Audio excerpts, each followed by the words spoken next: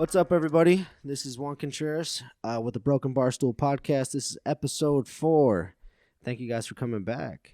Today, as always, I have my right-hand man, Orlando Venegas.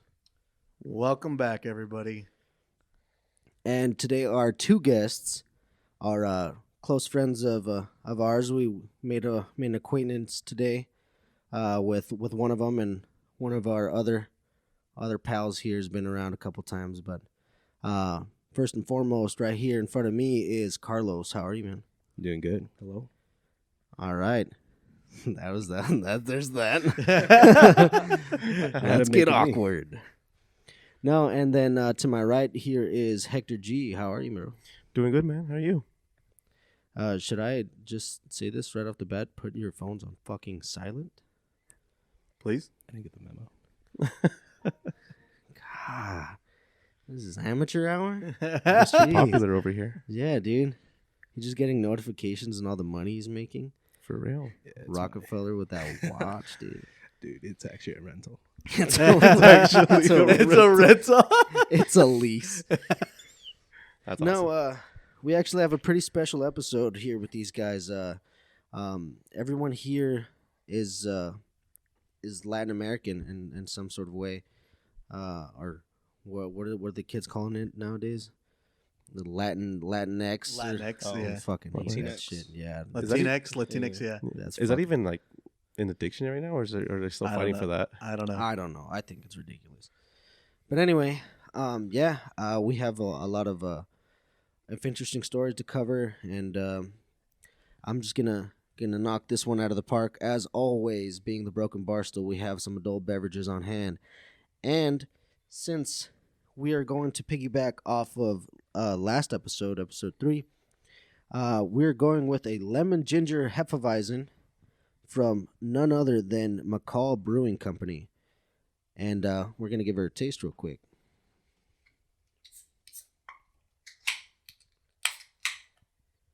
Fucking love that sound. I know, man. It sounds so good on mic, too. It's crazy. ASMR right there. I don't know what that means.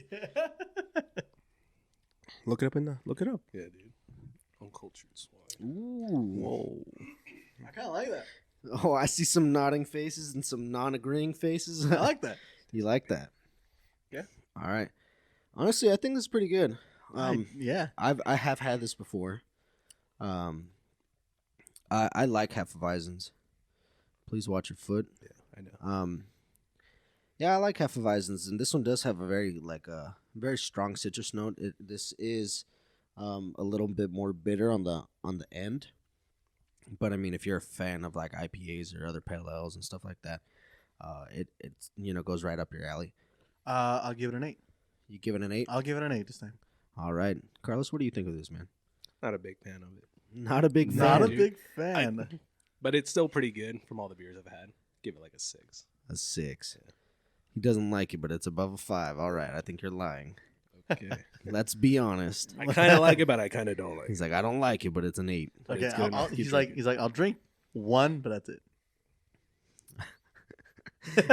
Hector, what do you think, man? It's pretty good. I'll give it an 8. I like how smooth it goes. It's pretty, yeah. Do you guys have very much experience with like craft beers and stuff? I don't drink very much IPA. I mostly drink more like the beer. Like lagers and pilsners and stuff. Yeah. So that's like your Bud Lights and your pilsner. The finest pilsner. What's it? Miller. Yeah, those taste like water, but Yeah. they go down pretty good too. I mean, that's kind of what everybody like. I mean, they're one of the highest bought beers in the country for a reason. They're very mainstream because people like them. Yes. But yeah, it's all because they're very easy to drink and they're light on the taste. But I mean, me personally, dude, I love craft beer. I got into craft beer probably like 4 years ago, something like that. Did you get into it at a party or just to try it? No, actually, it all started with like some friends that were like very snooty about beer, and I was like, these guys are gay. Like, get out, get that silver spoon out of your ass over there, paying $9 for a freaking 6-pack. Yeah, right. And now I buy $9 6-packs. We were looking at one the other day for the beer we're gonna use, and we're looking at like It was $18 a 4-pack. $18 $18 4-pack. pack. I was like, Damn. what the fuck? Is You that gotta go made big out or of go gold or home, what? Yeah, I don't know. Well, we almost bought it too because it had a really, really cool can. Yeah, I it don't was even. sick. Yeah, and I don't even know if the beer's actually going to be any good, but yeah. Like I said, I've had this before, and we've been on a kick with local breweries. I love supporting local businesses and just Idaho businesses in general. Keep the money local, keep everything going, and show your support for your state. And they make great beer. I've been to a lot of different breweries here, and McCall Brewing Company's been kind of hitting it out of the park, and I freaking love it. So, You should go to Denver then. yeah, dude, Oh. I want to do different craft beer like festivals. Yeah. Oh yeah. Yeah, I saw this thing. It was like, it's been probably a year now, maybe even more than a year, because I was still living in New Mexico, and I was trying to plan like a little getaway or whatever, a little trip, and meeting up with some of the boys and going to Denver for what they call this. They call it the beer climb, Yep. and Oh yeah. and I it's remember like that. it's like a hike. It's a hike, and you climb the side of the mountain. And as you're going up, they have little stands where you drink beer, and it's all these local craft beer brewers that come out and they have their stands or whatever. Like, you do little exercises, little activities, and then you climb the fucking mountain. And at the top, it's you pay, I think it's like $30 or $40, and that covers your tab. Oh wow. That's Yeah, pretty so cool. you have a drink at every stop, and at the top you have like I think 2 or 3 drinks. So I think total you probably have 8 or 9 like full pints. Now awesome. the scary thing is coming back down Yeah. after you had all those fucking Oh, beers. yeah. You just start rolling down the hill. It can't be that hard if those motherfuckers were able to get full on like stands and shit. So, They're not drinking though. yeah, that's true. Well, I don't know. That's true. And where's this at? Denver. Never. Denver, yeah. There's a lot of breweries there. Yeah, dude, that's a big thing. It's a big scene there. Portland, Seattle, Oregon in general is like very big on craft breweries. A lot of the stuff that we see in our stores, as far as like craft beer section, there's like, I mean, we just usually go to Albertsons. Shout out to Albertsons. We're not in any way, shape, or form affiliated. I have to say that every time. Please sponsor us. Yeah, Please sponsor. No, but yeah, they have their like little section for all these local breweries and local beers and stuff like that. All kinds of different stuff. But there's like the majority of craft beer comes from like Oregon, Washington, and like some parts of California. I don't think the East Coast is really big on craft beer, or they just don't send their shit out here. I think they're more more like high end kind of quality stuff over there. Bullshit. I think they're drinking Bud Light and Red Tag. You could be. Yeah, that's true. But Only one way to find out. yeah, let's go to Yeah, the Road trip. Yeah. Yeah, Let's go to a little road episode trip. 5 in New York City. Let's do it. Let's fucking do get it. Yeah. Hopefully, we don't get mugged. Yeah. No, but how I mentioned earlier, just we're saying that we all come from a Latin-based community, and that is something that I kind of wanted to touch base on because a lot of stuff doesn't really goes unsaid, and kind of want to share our stories of ourselves growing up and our heritage, and that's something that speaks volumes. Just had like hearing these stories from the horse's mouth, if you will. But I mean, just to knock this one out of the park, Orlando is actually Oaxacan.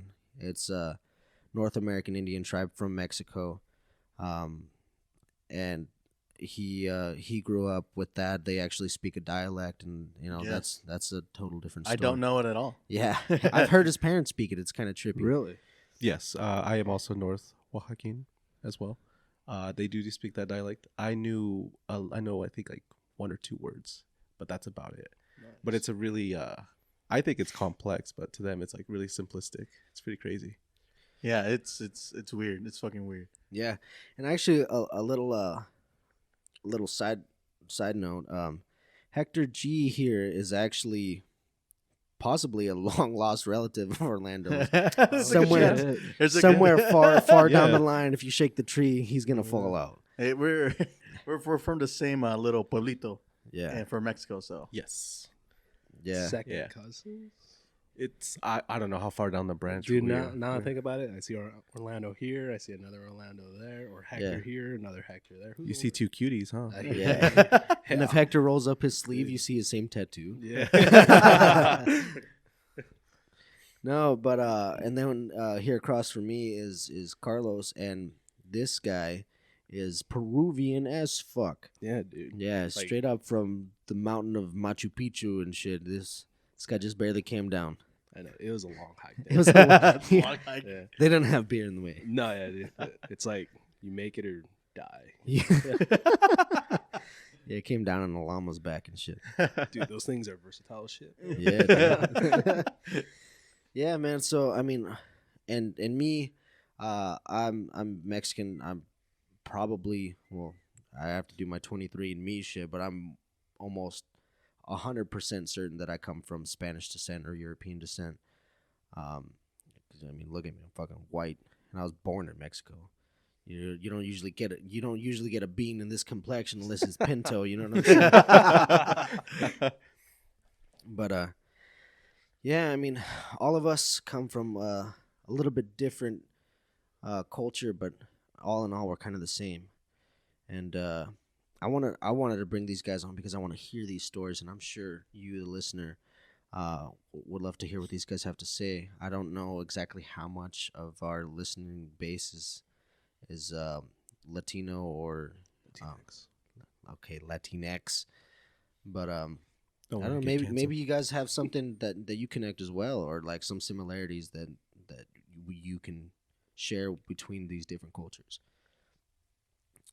But just to get us off and running, Orlando has a story that I want him to share about a Peruvian dad that he Yeah. met. Yeah, so I work in retail. I'm not going to tell you where the fuck I work, I but met my dad. Plot twist. It's Carlos's dad. He very well could, but no, he's from a different city. So, I was just helping him out with like a ton of shit throughout the entire store. He asked me questions on like several products, and then finally, kind of like towards the end of our like interaction, he's like pretty much telling me like goodbye, but he's like, oh wait, one last thing. Do you guys have calculators? And I'm like, yeah, we have some. So I showed him. We only have like the really expensive like graphing ones, I guess. So they're like at least $60-$70 and up. And he grabs like the most expensive one, like $130. And he's like, this is a very nice gift for my son. And he said that in Spanish. Okay. He doesn't know a lick of English either. And he's like, this would be perfect for my son. He's just graduating high school. And I'm like, Whatever no. kid wants. Yeah, I'm like, no, this kid definitely does not want that. He's got posters of calculators in his Yeah. 2 plus 2. bedroom. Everybody else has got like Ferraris and like hot girls and stuff on their walls, and he's got the new DX1000 calculator for fucking TI. Shout out to Texas Instruments. Oh yeah. We're in no way, shape, or form affiliated. Please sponsor us. That'd be fucking. If we could be sponsored by a fucking calculator company. I mean, obviously Texas Instruments does all like- kinds of shit, but But like as I was like thinking about that when he was just saying, this would be a perfect gift. I'm like, no, there's no way in hell. But I'm like, this guy, just from knowing him, right, just from speaking with him, he works like nonstop, and well, that's kind of like normal with our culture. People who come from other countries and everything, because Hispanic or Latin American. exactly, that's their lifestyle, just work. But that does come with a cost though, and you see it plain as day. He obviously doesn't know his son, like one bit. Yeah. I mean, if when I graduated, I went on a vacation. I went to Mexico. I went to Mazatlan. If I would have graduated and they gave me a calculator, I'd be like, boy, you really don't fucking know me. No. Have you seen my math grades? They're like, yeah, that's why we got you a calculator. Get the grades up. Yeah. But yeah, you make a really good point, Orlando. That's something that is common across a lot of the Latino Hispanic community, is especially where we're from. Is you see majority of our parents being blue collar workers. Oh yeah. Who spend a lot of their time working and really they live their lives to make that paycheck to help support their family and build their family. But that is fantastic. That is great. Yeah, I'm not saying that's not bad at all or Yeah, anything. That's amazing. That's actually very inspirational. Like I take Absolutely. that. I take that and I learn from that. But Yeah. again, like I said, it comes at a cost. It instills certain traits and characteristics in their children of working hard and earning everything that they get, which I think is amazing. I think that's something that a lot of kids and a lot of other people in America don't have, is that work ethic, that they don't have any sense of entitlement because they saw that their parents work so hard, so they know that this is the way life works, is you have to work fucking hard for everything that you get. But the big, like, major drawback of that kind of a lifestyle is that even though they are still involved with their kids, they don't really build the connection and get to know them like I've seen with a lot of my friends of different ethnicities and race and just growing up differently. Is I like I said, I love my parents to death and everything they did for me as a youth. But if we really get to like brass tacks and get to the nitty gritty, they don't really know who I am. You know what I mean? They don't care to learn about the music that I love or the drives that I'm doing. When I told my mom I was doing a podcast, she's like, "What the fuck are you doing that for?" Yeah, exactly. Yeah. Like I haven't told my dad what I'm doing either, because he's just gonna be like, "The hell are you doing? Just wasting your time doing that." I'm like, "Well, it's creative. It's a creative outlet, but like they just think you should be out there, making that Oh, yeah. dollar. Exactly." But yeah, do you guys have similar situations in your households? Like Carlos, I just want to ask you what's it like for you? I get a lot of shit of it from my parents. Almost every person in my family is either a doctor or a nurse at this point, and I'm working in retail. So I get a lot of shit for that. Like, I went to business school, dropped out, ran out of money, and then it's like, you should go back, Yeah. I was like, What do your parents do for a living, if you mind me asking? My dad. So one thing about my dad, he moved to the United States when he was 16. From Peru. Mm-hmm. And he was the first one here. He started working since he was 16. Was probably a mechanic till he was 20. Then he started working for just dairies, became a breeder up till he's still doing it. So for 45 years now. Holy shit. But one thing for sure, from the 20 years I've been alive now, I've never seen that man take a day off. He has never taken a personal day. Carlos is actually 21, so this is legal for him to drink. We want to make that clear. Yeah. We do not serve alcohol to minors. No. All right, you, Hector, man. What's it like in your household? What do your parents do? Do you think this has affected your relationship with your parents? Yes, unfortunately, I've had something similar happen to me. I love my parents both. I love them to death.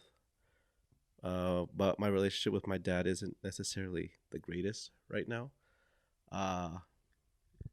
Well, part of it's also my fault too, but Yeah, no, that's something that goes without saying. That goes without saying, is that we're not sitting here complaining and boo-hooing about our relationship with our parents, thinking that we are without fault, because they raised us and we're some hell-raising, debauchery-causing motherfuckers. And like I always tell my mom, I fucking love you, and I don't understand how you could raise 3 hell-raising kids and still be sane. So I mean, it's not entirely their fault. We are some some little dirtbag kids. Fuck yeah, yeah. But that is another reason why we love them so much. You know what I'm saying? But sorry, I didn't mean to. No, you're good. Go You're ahead. good.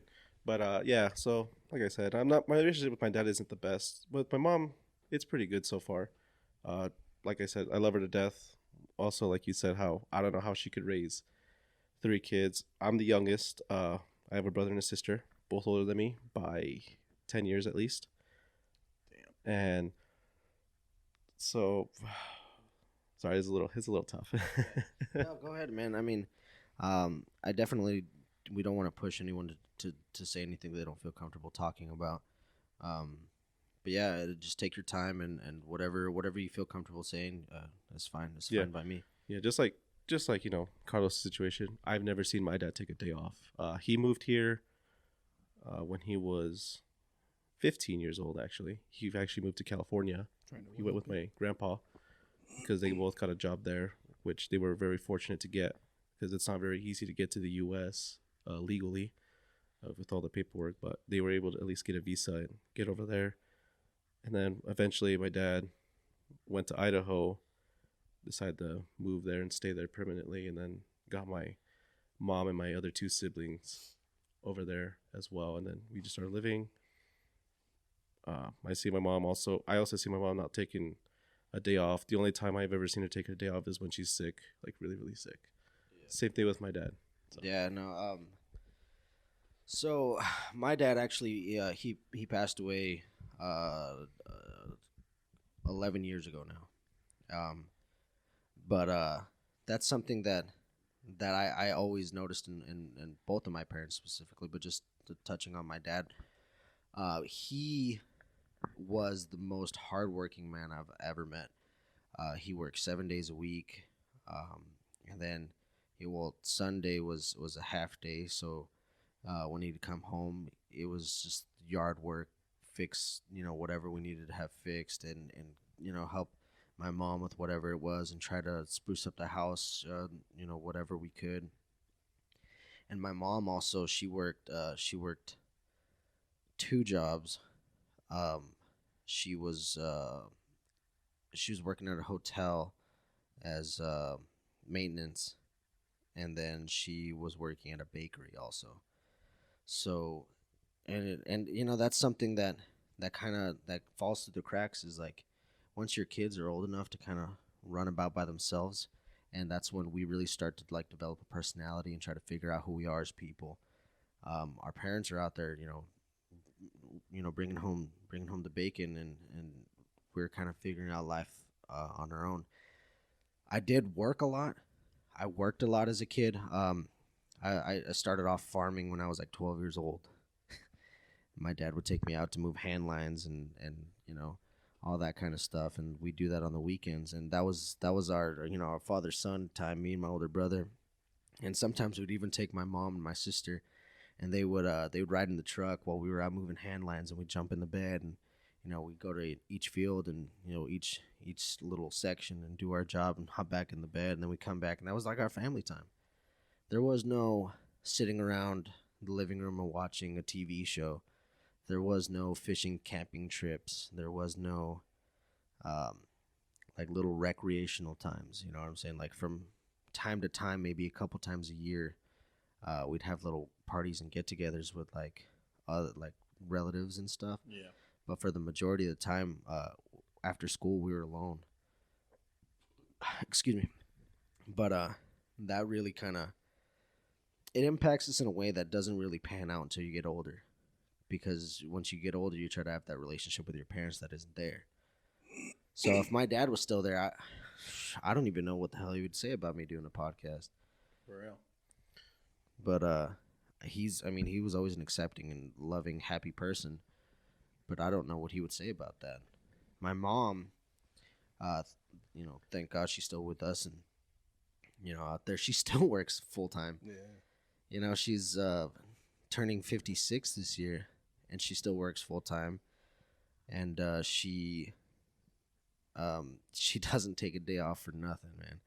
She had like a minor orthodontic surgery. She had a bunch of teeth pulled, and she took one day off because she had to like ease off the anesthetic, and then she came back before they even like set up her next appointment to have the whole reconstruction done.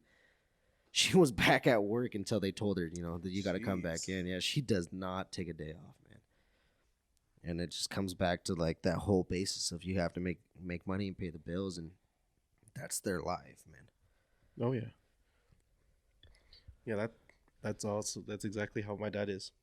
He had surgery on his nose, surgery on his nose and his tonsils, at the same time. Yeah. He took at least a week off. Next week he went back to work, but he was limited since the company. Thankfully, the company he works for, he treats him really well. They limited him to only work like a certain amount of hours before they let him go. But even then, he still doesn't like it because it's almost like it's wired into them. Like, growing up like that. Yeah, Like it what? definitely is. He's like, what the fuck am I gonna do at home? Yeah, and They then want to be working. yeah, and then also like you said, how they like even when they're off to work, they do like yard work or do any repairs on. Well, my dad owns a farm on the side as well, and so whenever he's not fucking working, he's out on the farm. He's there all day, every day. Orlando, speaking on the top of the mic. He's there all day, every day. So he's taking care of the animals all day. Yeah, that's something that I've noticed. So I'm fairly involved. I'm not extremely involved with Orlando's family, but I am his little brother's godson. So I do have a relationship with his parents, and that's something that I can vouch for. Is his dad never fucking stops, man. He works crazy hours, and then comes home, and the first thing he does, like I'll say, "Hey, compadre, how are you?" and shit, and he's like, yeah, and he's like, "Can you help me load up this water tank in the back of the truck?" He's like, I gotta go fill up the tank at the farm. He's Yeah. like, I'm like, all right, let's fucking do it.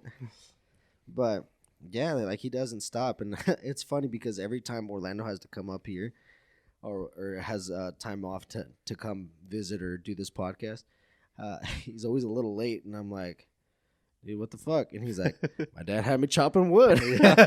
Yeah, he always has to fucking doing something, and I'm like, yeah, I help him when I can, and I always try to help him when I can. It's funny, man, because that's become the more recent task that Orlando's been doing is fucking chopping wood. Like, I came home, and they had this big ass, and at Orlando's house, not my house, he has this big ass tree in the front of his house, and I came down. It's like it's leaning. It's because of the wind, right? The way the wind blows, it's leaning into the house, and it's like it was splitting actually. So it was like at any moment that branch or that tree could have literally just, gone down and hit the house. So my dad's just like, we got to get rid of it. Yeah, so I went over to Orlando's house, and that tree was gone, but there was a shit ton of firewood. Hey, there you go. Let's go. Dude, you can sell that for a lot now. Yeah, for real. No, we need it. How much can you sell a cord for? I don't know. I don't pretty know. sure It's hella expensive Yeah, right now. wood's really, really pricey right now. Yeah, I went to Lowe's, and it's like fucking like $10 a little bundle, and it used to be like $3 a bundle. Yeah. Oh yeah. But yeah, man, that's something. So each of us come from, aside from Orlando and Hector, we all come from a little different background as far as we, like on the Latino Hispanic spectrum. But that's something that across the board is pretty similar. It's like hard work, and especially back in like the home countries. That is the way of life, man. It is rough and tumble, and you have to make it. Pull yourself up by your bootstraps, and the man in front of you is as strong as his back, and that is something that goes the distance. Like those motherfuckers. That's pretty much life. Yeah. In the motherland, it's really tough. That's pretty much how my parents grew up. Just whatever they eat is what they grow on the field. Yeah, where we're from, there's like, it's pretty fucking poor. Like, I'm not gonna lie. I think just this last decade, we finally got paved roads. Yes. Damn. Yeah, we finally got paved roads. We finally got paved roads. Yeah. And keep in mind, like, it's dirt roads, but when it rains, you cannot drive on those dirt roads. You will be stuck. Yeah, you get fucking stuck. You get stuck, and you can't do anything outside just because the rain is so heavy and it pours so much that you just stuck inside, and it's pretty frustrating, especially for the farmers, or like especially for people who are just trying to survive just for the next day. It's just really hard, and sometimes they don't even get to eat because that's how my grandma was. Like before my grandpa passed away, she would always tend to the garden. She still does tend to her garden, but whenever it rains, eats whatever she has, and whatever she doesn't have, she just pretty much scavenges, or not scavenges, but like eats smaller portions. Yeah, it just she makes it work with what she has. Yeah. Yeah, I know what you mean. I'm not saying that I necessarily grew up to that extent. I didn't grow up with a lot of money, and we ate we ate a lot of beans, we ate a lot of potatoes. Oh fuck yeah. Mm-hmm. And That's Beans and eggs. yeah, I mean, but going to Mexico to go visit our family, and like where my dad was at, this little pueblito, and his family, his siblings own like a small portion of this property, this land, and all the houses are built on that property. They're all like adobe and brick laid. And then my mom's side, it's literally her pueblito is like 5 minutes down the road, and it's structured like a small town, but there's literally probably only like 60 people, 70 people there, and it's the same thing. It's all like brick laid adobe, and then some people, the people that have money, have like a fence. Nice. That shows your status in the city. Yeah, Like, A fence. Yeah, have you They seen have Maria? They put up a fence. Fancy. which is crazy because like in over here you don't think a fence is like all that, Yeah. versus over there it's like it's a big deal. I guess it depends on the type of fence. Like, okay, so if you see somebody with like an iron bar fence, you're like, okay, Yeah. that motherfucker. Yeah, has that's money. what I'm That saying. shit's a Like, fucking prison. What do you mean? no, but I'm not trying to like bag on my, like my heritage and my family in Mexico. I'm just saying that, like, the difference of worlds, it almost seems like, because right now, like I have a house here in Meridian that they would kill for, and I don't mean to sound like braggadocious or anything. It's just I do have a very humble home. Is nothing to brag about. It's nothing to write home to. It's really it meets my necessities, and it's beautiful because we worked really hard to get it. Mhm. But it's nothing like you see on like a magazine or a picture. It's very small, it's humble, but it gets the job done. But just from what I have and what they have, they'd kill for it. Oh yeah. So, 100%. and yeah, I mean, they're proud of what they have the same way as I'm proud of what I have.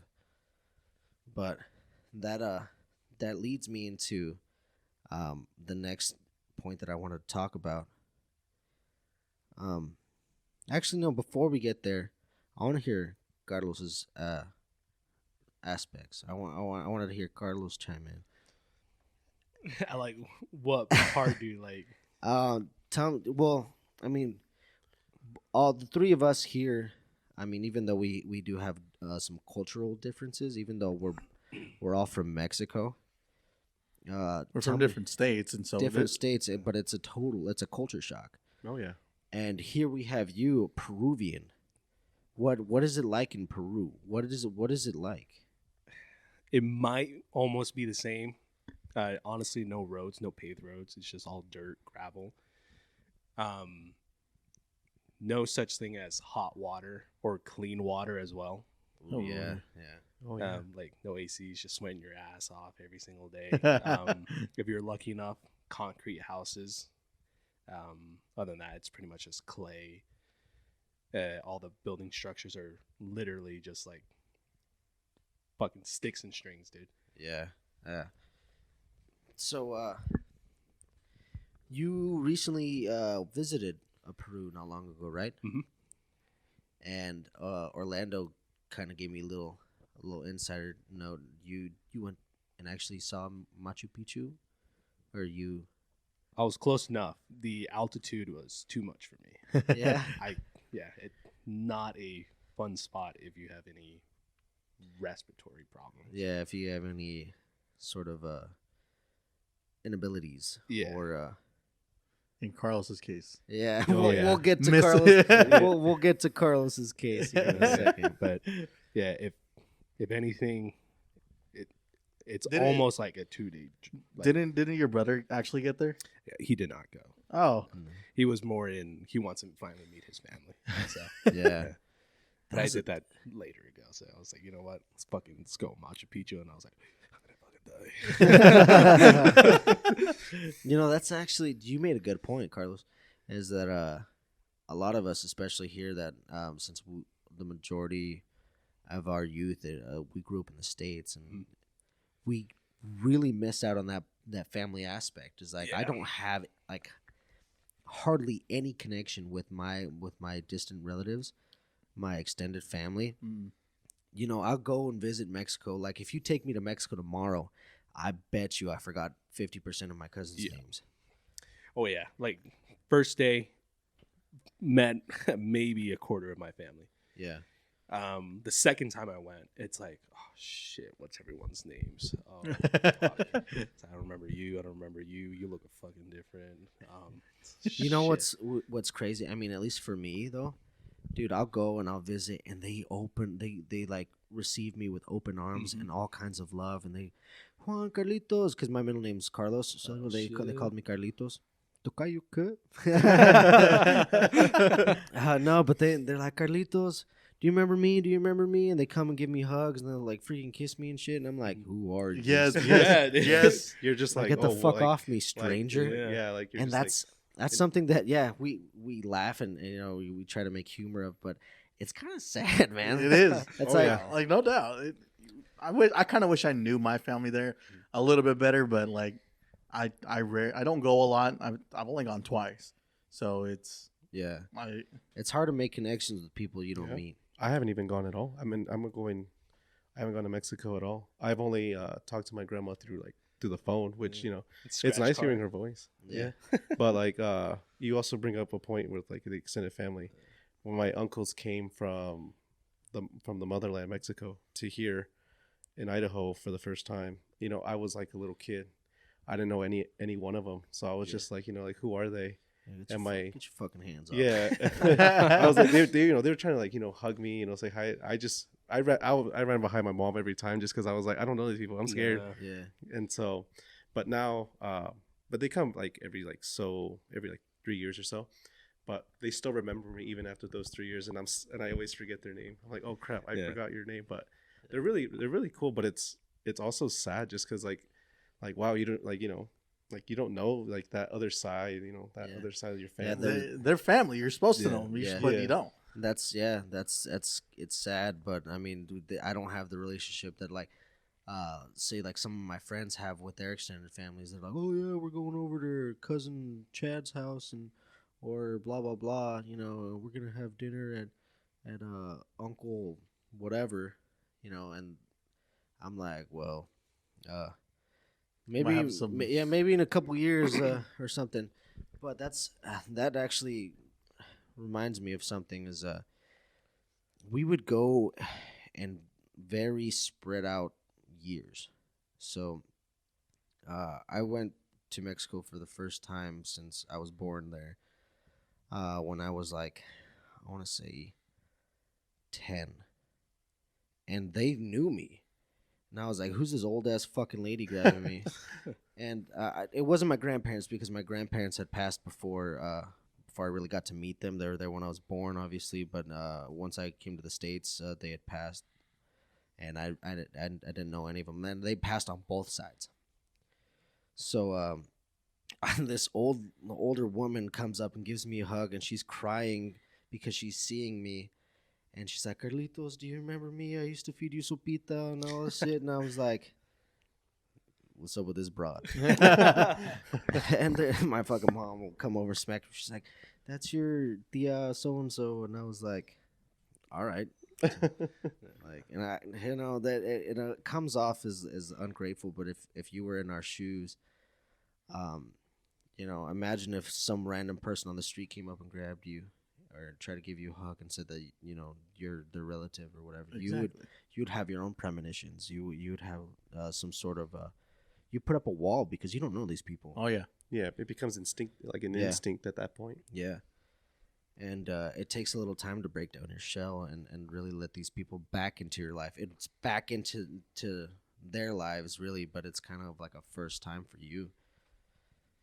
But it's something Huge that, change. yeah, it's a huge change, man. And it's the real sad part about that is because we went in such like spread out times. I was a kid then, and then the next time I came back, I was a preteen, right? I had gone through puberty and shit, and so I had my voice was getting deeper, and I was growing facial hair, and I was taller and skinnier, and I came in. And my brother is 4 years older than me, so they recognized him, and he spent more time with him when he was a kid. But they came down and they remember my sister because she's the only girl, right? And Easy. yeah, we went out, and they're like, oh, they're hugging my brother, they're kissing my sister, and saying hi to my parents, and then I'm like sitting on the side, I'm like, all right, fuck me, right? Middle child. I guess Yeah, I and don't then, exist. yeah, and then I see my aunt looking around. She's like, "Where's Carlitos?" I'm like, "I'm right fucking here, bro." And they're like, "Oh my God, Mijo, you grew up. You're so big now." I'm like, "Yes, what's up?"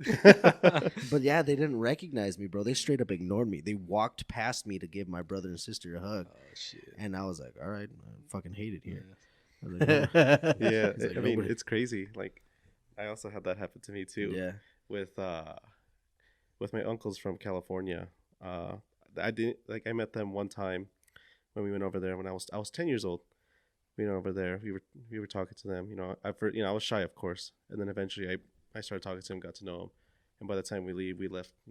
Like I was like, yeah, like I know, like I know very well. And then when he came down here in Idaho, he completely ignored me. Went to my brother, went to my sister, and went to my parents, and I was like, I'm here too. I'm here too. I And wish then- people I loved exist. me. And then they do the same thing, like, hey, like, where's Hector? And I was like, I'm right here. Fucking- you just All got a tear quiet. coming I'm down your right here. face. I'm right here, just by myself. Yeah. And then when I came back later and I was much older, they started clowning me because I was getting fat.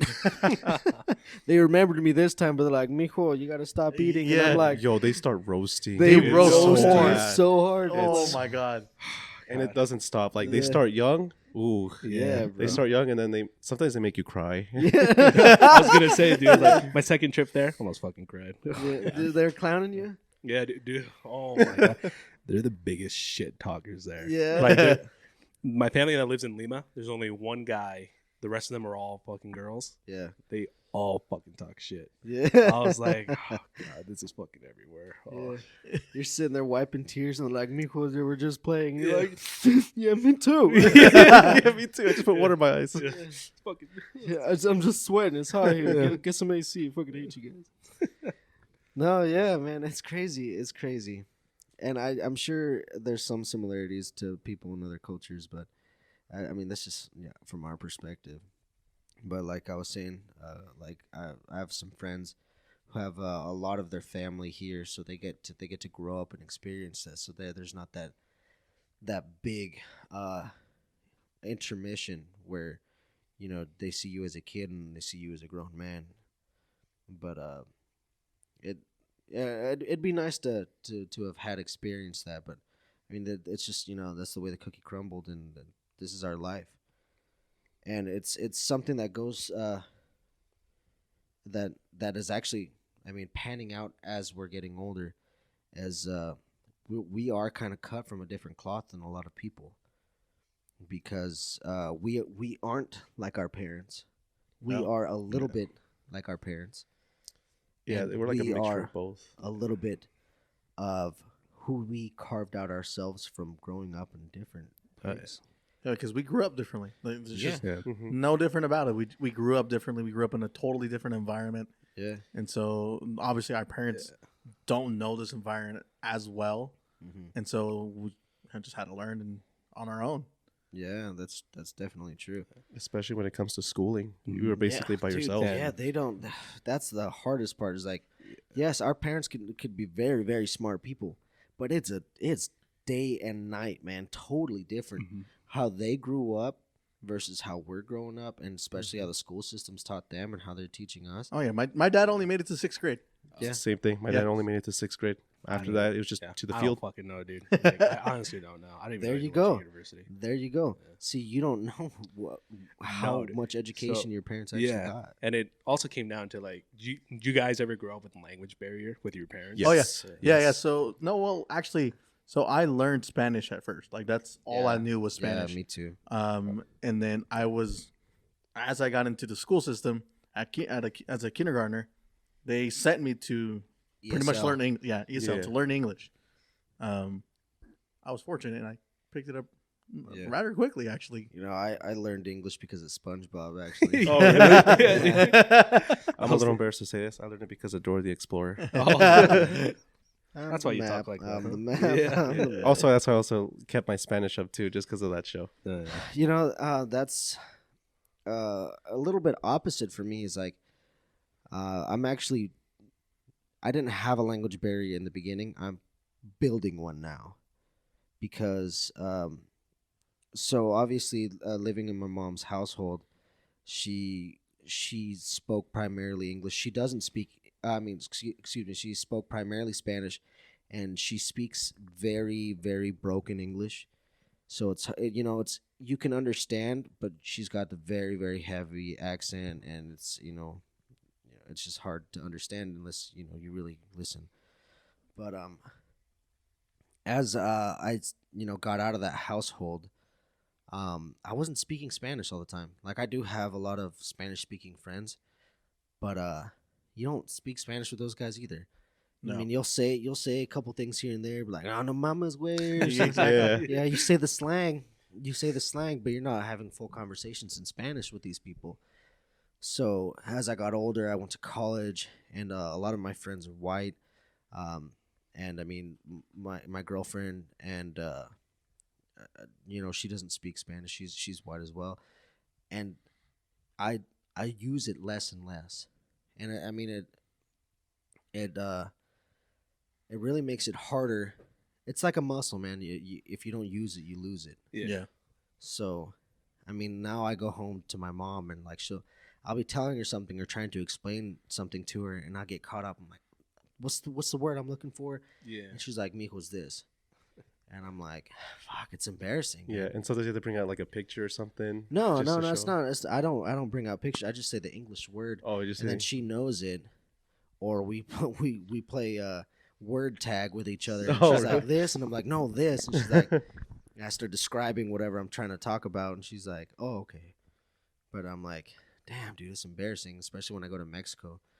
They're like, "Mijo, hablas muy mucho." Yeah. You get fucking, what's this broken Spanish? I thought you grew up learning something. Like, fuck you. Yeah, man, and I tell this to my mom, and I was like, sometimes it makes me feel out of place because I'm not from there and I'm not from here. So you almost feel like you don't belong at either place. like an outcast. Yeah, you grew up feeling like an outcast because you come here and you are the foreigner. And then because you grew up here and you adapt to life here, Exactly. when you go there, you're the foreigner. You're the there fucking too. foreigner yeah. there too. Yes. Yeah. That's what I'm gonna feel like when I go there. Yeah. dude. So man, it's a trip, and that's something that I know. Like I've said before, is a lot of my friends and a lot of people that I know don't have that same experience, and it's nice to talk to you guys because you have that similar experience, and I have. We can talk on a similar ground. Yeah, like for me in this case, my sister, who's now a mother of 4, and her kids are experiencing a different culture, just because their mom, my sister knows English pretty good too, and knows Spanish as well. She's Yeah. fluent on both sides. But I noticed that ever since when you go to school, of course, you learn English more often than less Yeah. Spanish. So I've taken it upon myself, at least, to talk to them in Spanish, so that way hopefully they don't lose. They that. don't lose that. Yeah. They don't create that language barrier like I have with my parents in the beginning, and then hopefully they can still talk to their grandparents and stuff like that. Luckily, my parents are able to understand English thanks to all the experiences they had growing up here in the U.S. and of course their jobs. But I just just for me personally, like after experiencing how it's like, not seeing, not being able to talk to your parents in like in the language that you were from, or from that culture. It's just, it really does make you like an outcast. Like, Yeah. it's like wow, like, am I really from there, or am I from here? But Yeah. so that's why I just teach them in Spanish, and they are still speaking Spanish to their grandparents at least. Yeah, So it's and good it skill kind of, especially in like your teen years when you're really kind of figuring out your place in this earth, and you really, that's when a lot of people start having or developing their mental illnesses, because a lot of mental illnesses are triggered, and especially in late high school years, and in once they go off to college for most people, Mhm. is when you're really trying to figure out who you are, but you feel like an outcast at home, you feel like an outcast in your home country. You don't really feel comfortable. You don't really feel comfortable, and until you really like work through some of those barriers, and you find your niche, and you find the groove that you really sit in, it makes it difficult. It makes it difficult, and for a lot of people, some people out there listening, they're probably going through it right now. But I mean, it doesn't really get any easier. The challenges stay the same, but what happens is you really start to understand more. So when you have an issue arise and you feel a certain way, you're like, yeah, but now I have the experience to deal with this kind of stuff. So you're not, in the woods by yourself.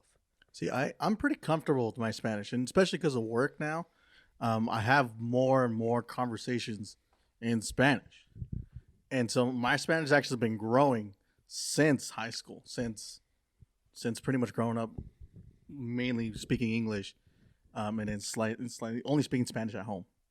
But I still have that language barrier because of our dialect, our separate dialect, and Oh, a yeah. lot of my, like my grandma, like on my dad's side, that's all she knows. She doesn't know a lick of Spanish, actually, no Spanish whatsoever, and so I can't communicate with her at all whatsoever. I have to always turn to like my dad or somebody else to like say something for me because I don't know the dialect at all. So for you to be able to have a close connection with some of your distant relatives, you'd actually have to learn a third language. A third language. Yes. Yeah. That's how I am with my grandma. My grandma only knows 20% like of Spanish. The rest is just pure dialect. And I picked, my mom taught me a little bit about it. The one word she told me was bots, which means fat. Yeah, because the reason I knew that is because the way they were talking to me and looking at me, and the body language, of course, says it. I was like, Bolts making it means something about my weight. I was like, it means something about my weight. And then I would have started crying. I was offended. I was like, what the heck? I was like, speak Spanish. And then another one I learned was Le Lorguettes. I forgot what that Sounds one like meant. German almost. Yeah. And then I forgot what it meant, but it was like something about your face. Oh, shit, Damn, she they're, called you they're, ugly, they're dude. clowning your face. Yeah. And your weight. It's because I had a lot of acne back then. Like, who's this ugly fat guy? Pretty much, yeah. I Dude, was you should have like, been like, square up, grandma. Like, Yeah, fuck square. you say? Yeah. I was like, yo, we about to throw hands or what? Damn. Yeah, but that's all I picked up on dialect, and then from there, I tried to learn some more words, but it's very, very complex. for I me. can understand when they say like hi and bye and like a few things because that's just just making the connections, right? Just wave. Yeah, dude. The universal high five. No, like, but the word though, I can't remember how to say it right now. But Yeah. if I hear it, I'll be like, oh, okay, I know what that is. Yeah. But that's just making the connections between like Spanish and everything. So, Yeah. but other than that, like, I can't say any of the words. I can't. Yeah. That's something that I know none of us, well, at least from what I know of you guys right now, none of you guys have kids, right? No, No. I don't at wanna least talk I hope about not. No, but how about this? What do you guys think about raising your kids? Do you want to embed part of your culture, of our culture, of our heritage into them? Absolutely. Or do you Yeah, think, definitely. Or do you Absolutely. think that's something that's gonna eventually fall through the cracks? No, because a lot of it, like Spanish is a big thing now. Yeah. Learning that language, it helps a lot, right? And now. it's starting to become mandatory in some Yeah. jobs, I believe. Oh, really? Yeah, Mm-hmm. I know at least one of the banks here in Idaho. It's like a mandatory thing if you want to get hired on. You have to Wow. have that as a second language. Oh, that's pretty good. I mean, I like how inclusive that is. But that's something that I think about regularly because at some point I want to start my own family, and it worries me. It worries me because I feel like I'm slowly losing that connection with my heritage, and the more I struggle with Spanish, I want to teach my future children to speak Spanish and have a relationship with their grandma, because I didn't have one with mine. So, um, it makes it a little nerve wracking. It puts a little bit of fire under my ass to really indulge myself a little bit more in the culture and in the heritage more. And it's really a struggle, man, because if you think about your day to day life, how much do you actually indulge in that part of you? Not a lot. No, No. not a lot. The only time I feel like I indulge is mostly at work when I have to translate mostly. Yeah. Yeah, so I mean that's something that also, you might want to think about is if you do want to, carry on your name and have children or whatever, that's something that also other people don't have to think about. And I think about that a lot, especially because my partner is white, right? So we are two totally different cultures, and I want our future children to know both sides, and I want my future children to know, like, you are Mexican American, and I am full blooded Mexican. My family tree goes back to the little Indians and the conquistadors. You know what I'm saying? Same here. Yeah. So Natives. Yeah, natives. Yeah, sorry, I didn't mean to say Indians. You're good. Yeah, but yeah, exactly. So it's something that I have to think about, especially as that time comes closer. But not right now. I just have to make sure that I don't forget. Not yet. But anyway, you guys, we're nearing the end here. But since we've talked so much about struggle, I want to talk specifically to Carlos about his own personal struggle. Dude, that it's been one- a struggle since day one. Since day one. So I'm just going to let you guys know that Carlos here actually only has one lung. And Carlos, if you feel comfortable telling that story, man, I'd love to hear it. I love Yeah. listeners would like to as well. So kind of starts out when I was 12, 5th grade, I believe. One day I just woke up, huge lump on my chest, pushing out. Didn't know what it was. Went to my mom, like, hey, what the fuck is this? Fucking Is this normal? Yeah. Fucking third titty, no nip. Like, Is this puberty? Is this what puberty's like? yeah. Damn. That's awesome. No, fucking strange ass day. I was like freaking out. My mom pushes it, fucking hurt, and that's what I remember for sure. She's like, hey, let's smack it. No, yeah, dude. Yeah. Oh, Like, no, let me push it. yeah, she like pushed it in a little bit, and Yeah. I can hear like it just fucking like a squish sound, and Oh. that fucking hurt so bad. Oh, God. I gave you chills. Yeah, my mom was going to work that day, so she called one of her friends to take me to the hospital. Again. Yeah, the Don't guy take a day off. Yeah, again, don't take a day off. No, Yeah. took me to the hospital. They thought it was just a tumor. They're like, bring him back. Just a tumor. Yeah, Yeah. not a Yeah. tumor. Yeah, light. No, it doesn't matter. Light business. A tumor is. Just, oh yeah, it's just a tumor. Yeah, Wait a like, minute. oh, we No big can deal. pull it out, whatever, blah blah. And I remember this was close to beginning of school year too. I was like, school was just starting. I had to go to school. Went to school. Next day, went to the hospital again because a guy in Twin Falls was like, oh, we'll take a look at that tumor. He puts a big ass needle in my chest so he can pull some of it out. Yes. That also fucking hurt. I bet you cried, huh? I don't know. There's a lot of No, blackouts. Carlos in never there, cries, so. man. Oh, not a Yeah. blackout. Dude, nah, I've gone through too much pain. This is the reason why I hate doctors and people touch me too. Aren't your siblings doctors? Yeah. and nurses? And I'm like, this is probably why I No. didn't become a doctor. Yeah, this is Yeah. probably This is why I hate my siblings. That doctor was the worst ever. But when he pulled stuff out on the needle, they took it, like, take him back to Jerome, because at that point I started 3 months of nothing but like what's it called, just MRI scans or something. They can see further into your skin and shit. Oh, like the nerves and Yeah. stuff. yeah. Yeah, So I did MRIs. like one day it'd be hospital, get the scan, put a shot in. That way it comes out better. Next day, stay at home. Next day, back to the fucking office in there. I had to do that for 3 fucking months straight. Jeez. This really fucking sucked. And then the doctor and twin calls me back, going like, we need to put him in surgery, get that tumor out. I stopped going to school at that point. When I went there in the hospital that day, I remember crying because I was like, I'm gonna die. Because, you know, when you're a kid, you assume the worst, right? Yeah, Yeah. you're Like, gonna cry. I was fucking like, man, my mom wasn't there because she was still working. I was like, God Oh, yeah. damn, bro. Wait, because So- she didn't know this was happening because she was still working. Her friend kept taking me to the hospitals for all that time. So she didn't know anything what was going on. No, all she knew is like I was still going to the hospital. She just knew that you were sick. She just assumed also a tumor.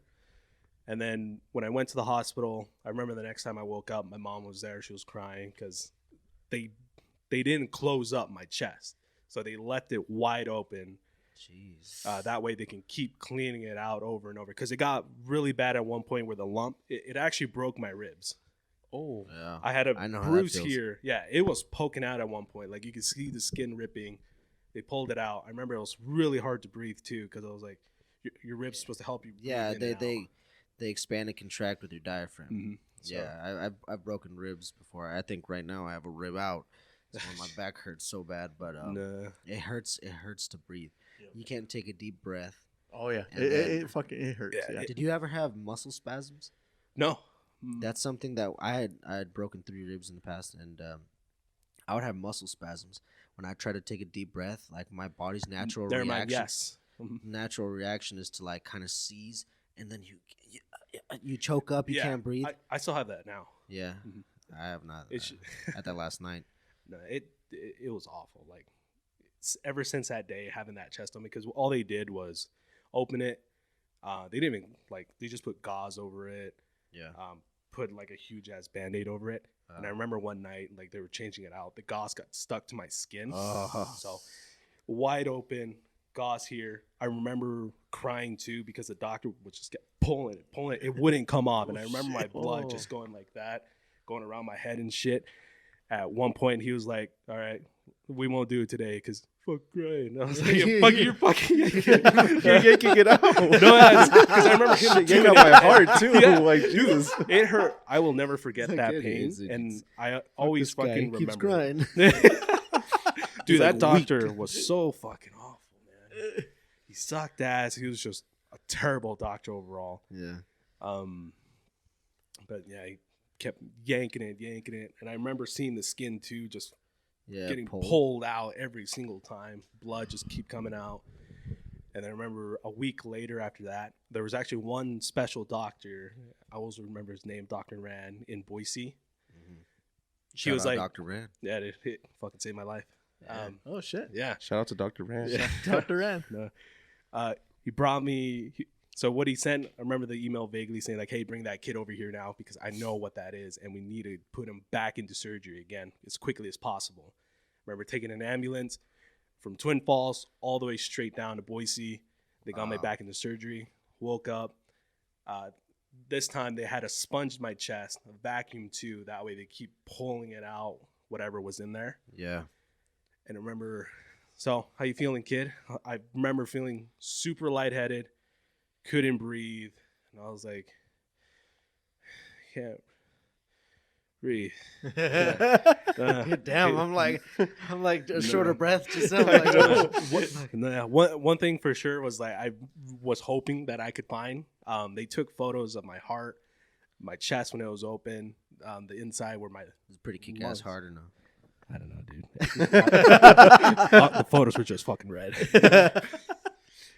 But no, he's like, do you feel anything missing? I was like, What? no, yeah. That was like the straight up portion of him telling me we had to take your other lung out because we couldn't save it.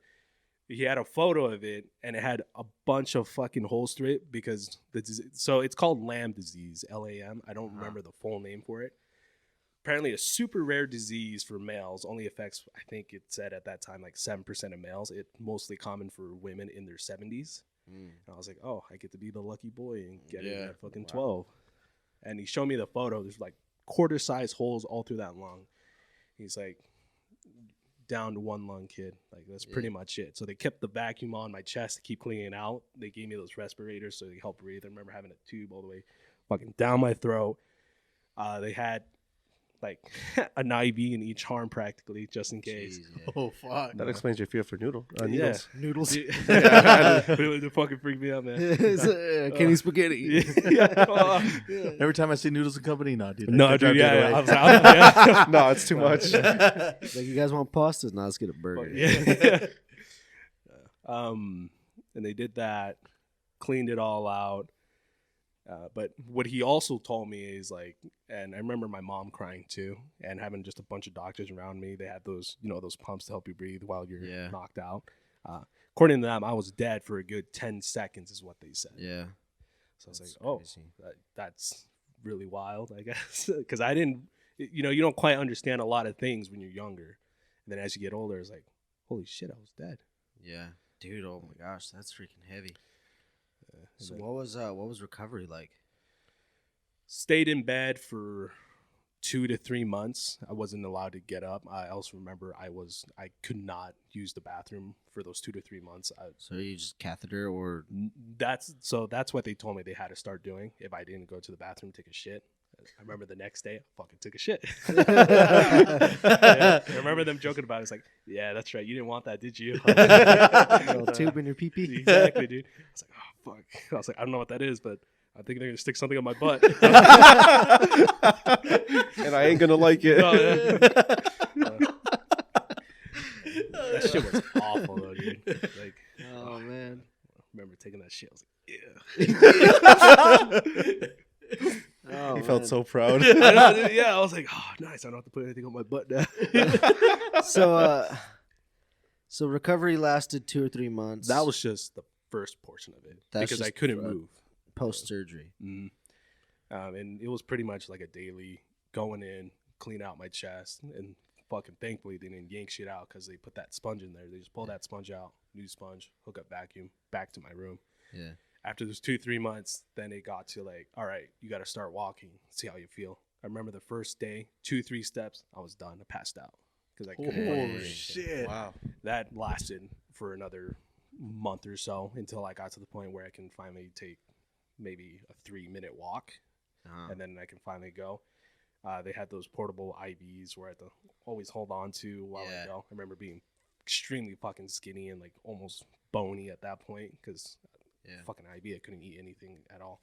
I want to say after 2 months of taking those long walks and finally eating solid foods, they're like, okay, he's finally good enough to go home. But I still had to stay with an IV for a good 6 more months. So shit! they actually had a pamphlet they gave me called like portable IV for kids, and pretty much, yeah. Portable IV and you. No, yeah, dude. Yeah. Dude, that fucking. So I still have the scar for it on this arm. Oh yeah. Yeah, look at that. Wow. So pretty much it's a tube, goes through your main vein all the way. Yeah. Fucking just, I think he said into my heart or something, like just one of those main tubes. And just had a bottle of IV. I had a fucking fanny pack when I was in 5th grade. So it just had my. He had it before they Lady were cool. killer. I know, dude. Yeah. Lady killer. I remember that. The big portion of it is like to hold it down here. It's pretty much needles and strings that are just in your fucking skin. Yeah. And I remember if I walked the wrong way or it got hooked, it fucking pulled. Oh yeah. Dude, that was the worst fucking days of my life. I haven't had one that bad, but I used to donate a lot of plasma because I was a struggling kid, or no, struggling young adult. When I first came up to Boise, I donated a lot of plasma, and sometimes the phlebotomist would pull the fucking back. Oh my god, I thought of it was just so like, oh god. But this is this is a little tiny baby needle that's sucking like, I don't know, a little bit of blood at a time. He's got a big ass tube in one of his main arteries. Oh God. Pretty much that was his life support. Yeah, dude. Like that was pretty my full fucking the rest of 5th grade. I had to have that portable IV with me. I could not go outside because they were scared that I would get hurt, or if it come out, they don't fucking know what to do. Because I remember he was pulling out the tube, fucking thick ass tube. I remember him pulling out, and I could feel the tube coming out, and I could feel it go past my throat too, and everything like that. Weirdest fucking feeling ever. But the guy put in like those biohazard bags, like, you want to keep it? You wanna keep it? He took your first time experience, huh? I know, dude. I still have that bag. Yeah. Wait, so you kept it? Yeah, I did keep it. Yeah. He said, here, you can keep it. It's just in a biohazard bag. And I was like, oh, nice. It's in the top drawer of his dresser. Yeah, dude. Jesus. He looks at it as a reminder. No, dude, that was worst fucking childhood ever. Like 1 full year was pretty much hospitals, surgeries, learning how to breathe with one lung, and it just became a struggle at that point. So is it your left lung or your right lung? I lost my left one. Okay, so you only breathe out of your right nostril now? Yeah, dude. Weirdest feeling ever. I don't know, like if you guys ever seen like if people lose certain limbs, but you have like ghost pains and stuff. Yeah. I always get those a lot, and I know I can feel those ghost pains, but I also know it's not there. That's crazy, man. The few times I've had, so I fell down some stairs a couple of years ago, or I guess it's been 2 years. It was now? 2020. You fell down. 2020. Yeah. Okay, so last year. It was traumatic for him too. Yeah, it was the worst fucking thing. I wasn't there, but yeah, I saw how he looked afterwards. Dude. Like that's How many stairs? Maybe like 3. I caught myself holding on to the rail. The rail. I fucked up my finger so bad. There were so many cuts and lines. I remember when I got finally back upstairs, the guy came up. He's like, "When are you guys bleeding?" Because there was a shit ton of blood on the washer. I looked at Spencer. Like, "Are you bleeding?" I was like, "You fine?" He's like, "No." I looked at my hand, blood from this finger just all the way down. I was like, "Oh shit!" I was like, "All right." He's like, Cochino. He's like, I didn't even. I mean, this ain't no missing lung, but it still hurts. No, but when falling down, I was like, I can't fucking breathe. Like it hurts so bad. And then when I went to the doctor, they were making sure, like, get an X-ray, checking the nerves out too. And I remember after the results came in, the guy's like, "You know, you're missing a lung." I was like,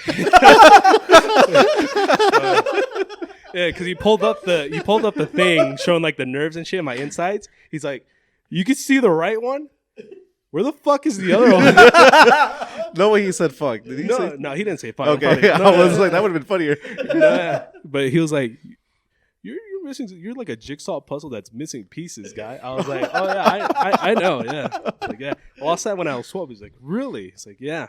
He's like, "You want another one?" I actually looked into that, getting Yeah, a we got some in the replacement back. lung. No, you can get a replacement lung transplant or whatever. Yeah, it's just a lung But- transplant. The life expectancy after it is only about 10 to 11 years. And I Yeah. was like, I was thinking that when I was like 21 around that time, because I got called up for it because I had to Yeah. go get an inhaler. I was supposed to have asthma for the rest of my life. But you don't? No. Kick No. ass. Dude. Hell yeah. Dude, He's a yeah, fighter. No. that lung you got, man. Dude, It's working overtime. dude, it does fucking wonders. Like, I don't know. He didn't lose Guys his go- breath at all during this either. No, dude, it works hard, and it's like, man, am I fucking freaking the inside? What's going on? Yeah. But it's like, I'm a big guy too, so it Yeah. takes a whole lot more. I get tired quicker still. I get lightheaded easier.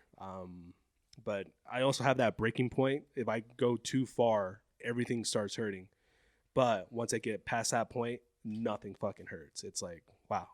Yeah. And it doesn't take that long too. But the next day, it's like I can feel this side hurt so bad because it's working twice as hard.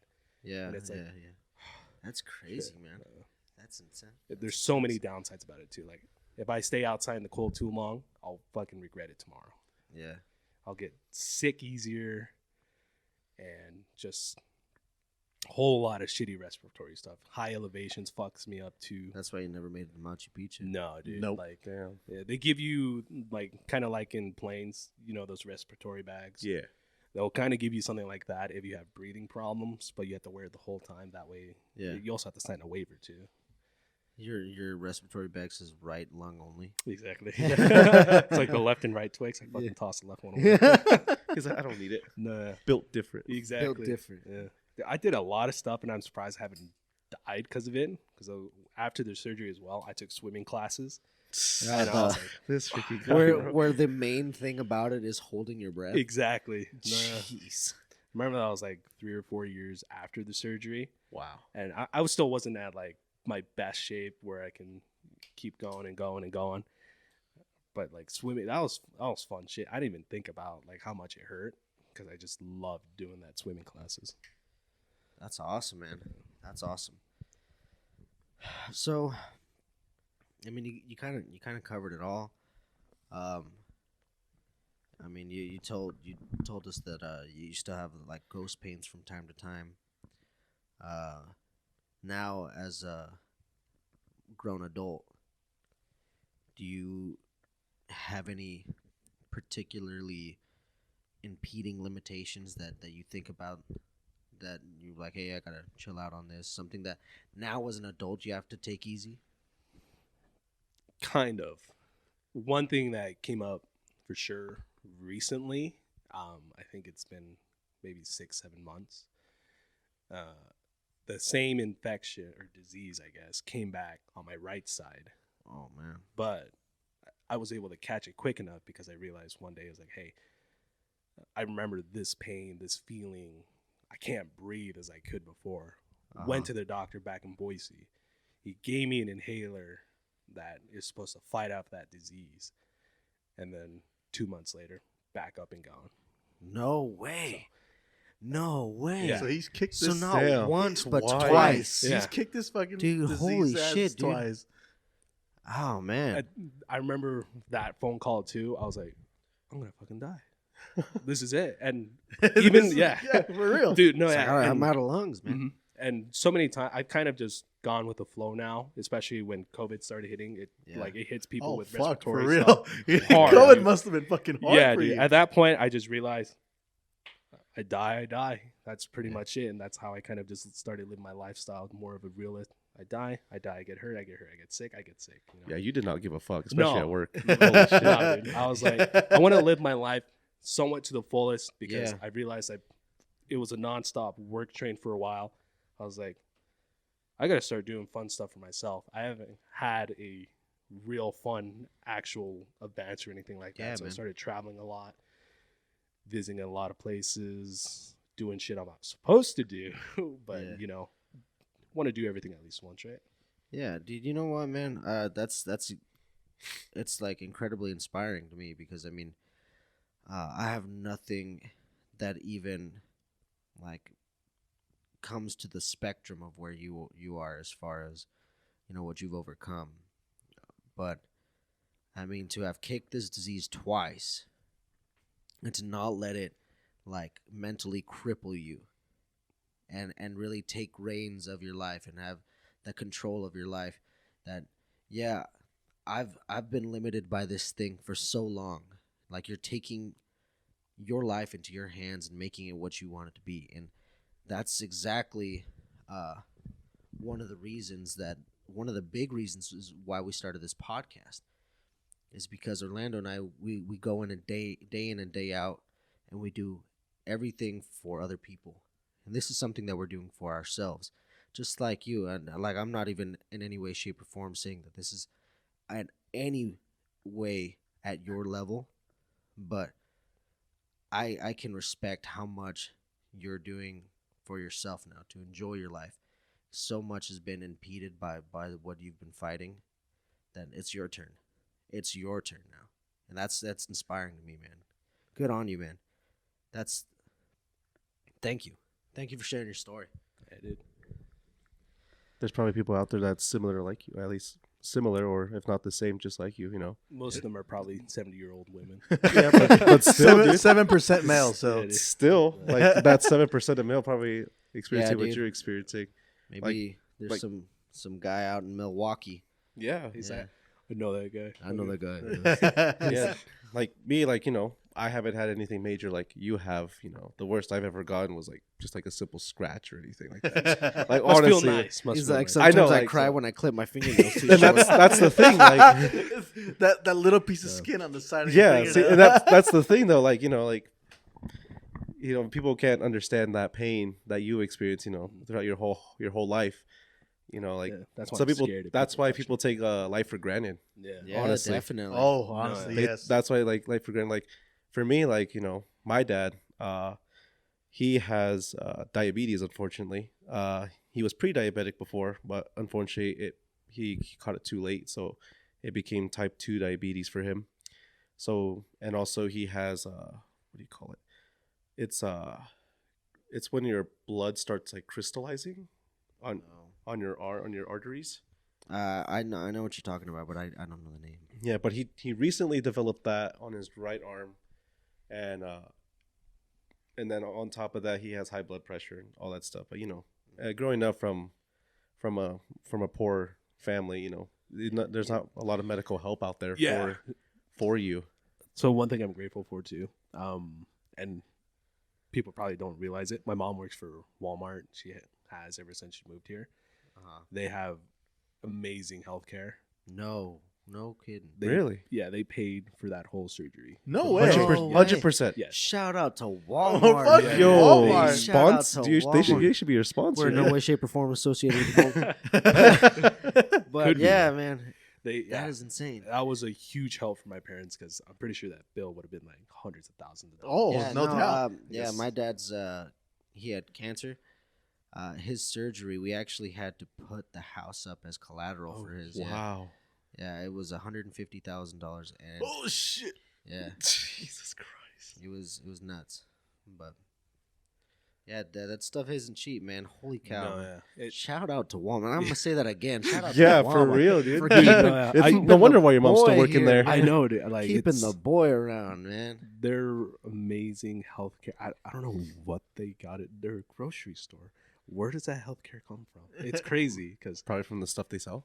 yeah, I guess. I mean, who's gonna get hurt from picking up like bananas or some shit? I guess it Still, happens though. No, yeah. yeah, like their healthcare is great. Like I stayed in the hospital for almost a full year. All that IV, the ambulance drive over there, surgery, fucking CAT scans and shit like Yeah, that. that's a fucking lot of money. Yeah, right for there. real. Like it's like especially the ambulance, like Twin to Boise. Mhm. That's a 2-hour trip. No, yeah. That's Yeah. easily like It's like 50K 10 or grand to go more. around the corner, bro. Holy shit. I don't know. Don't quote me on that. I'm pulling those numbers out of my ass. yeah. It's But not no, cheap. like anyway, like yeah. So like my dad, he has all these like complications going on, and he's still fighting it. Like for his arm, that one just recently developed, and he still went to work while still feeling it. Holy shit. Like he didn't go to the hospital until like my boss told him to go. Yeah. Like his boss told him like, hey, like no, you're not good. Go. And my dad respects his boss because he was the reason why he got the job and where he's at right now. And so like my dad got home, he was like, hey, like I was at the house at the time, and then he told me like, hey, like take me to the hospital like right now because this hurts so bad. Like I've never seen my dad in so much pain because he has a very, very high pain tolerance. Yeah. And so like, when I saw him like in extreme pain, I was like, damn, he's This hurts. he's really, really suffering. So I took him there, and then like he went to multiple hospitals. Like he went to the Twin Falls, St. Luke's, but then they told him they had to transfer him to Boise, and so he went to Boise, and the doctors over there figured out that it was like whatever, I forgot what it's called, but Whatever the condition is. yeah, the condition was, and then like he was this close to like basically passing out because his arteries were like, it was like a small like little hole, Yeah. very small. Like if he toughed it out like a day longer, he would have not made it. Yeah. He would have just passed out. Would that have caused a stroke? Yes, and also before that he fell down and busted his head open at work. Luckily he had a hard hat, but it still like opened his head. Thankfully it didn't damage his bone, like his skull, because he had very, very thick skin. According to the nurses like, you're very lucky because you have very, very thick skin. It was so He had to get staples. It's in like, his man, head. this is He straight got up staples. like boot leather. Yeah, he got staples. Bootleg. He got staples, and then He got staples, and then he went back a week later. They took out the staples. Okay, I was gonna say like, what the fuck, dude? Yeah, and then they had to like put sterile oil inside of it because and they had to put a gauze. Half of a 4x4 gauze filled the entire thing. I was like, holy shit, that thing was fucking huge. Like I thought it looked like a small hole, but inside it was huge. And then like the doctor told me, he's like, hey, I want to show you something. I was like, okay. And then my mom wanted to see too, but I was like, no, stay back because I know you're gonna pass out. And so I went, and then he's like, hey, this is what I want you to do.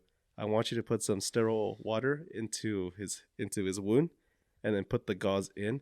And the doctor put it in so rough. My dad was like, like that the whole time. He was like wincing. Yeah, he was like, but he went so hard, like was like, I was like, and then like that's what I want you to do. I was like looking around. I was like, I know he's not talking to me. I was like, I can't do I'm that. gonna call Carlos's doctor. Yeah, sister or whatever. I was like, Dr. Rand, I need your help. Dr. Rand.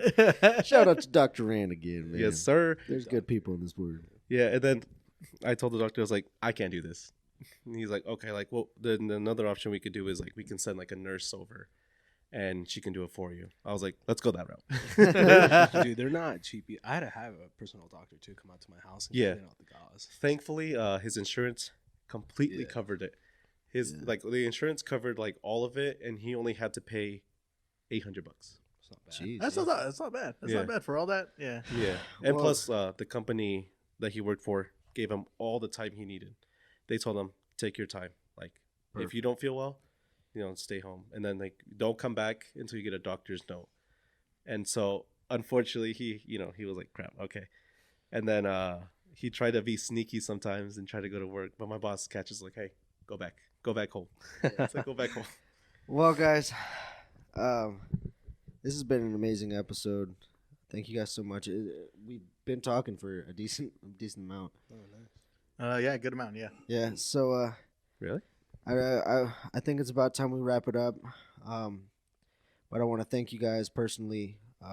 Carlos, Hector, you guys are amazing guests with some amazing stories. Thank you so much for your input, what you guys are bringing to the Brok'n Barstool. And, yeah, I just want to thank you guys for coming out. I appreciate it. Yeah, thank you for inviting us. Yeah. Absolutely. We'll have to get together again sometime soon. Maybe crack another half of Eisen. Yeah, Yes, dude. sir. There's still a lot of stories this Yeah. body still has. Yes, sir. And more stories to come for me. Exactly. Absolutely. Well, guys, I just want to thank you, the listener, for continually checking in on us and being such good supporters of the podcast. As always, follow us on Instagram and at Twitter at the Brok'n Barstool Podcast. Check us out on Patreon. You want all these little exclusive content, all the behind-the-scenes bloopers. Check us out on Patreon. It's only $1. It's only $1. Come and support us. And like I was mentioning, in episode 3, we do have merchandise that is coming out soon. We have little trinkets here and there that we already have. But DM us. You can email us, write in at brokenbarstoolpodcast@gmail.com. Without the E. Without the E. BROKN. And as always, guys, thank you for listening. We love you. Stay safe and be thirsty.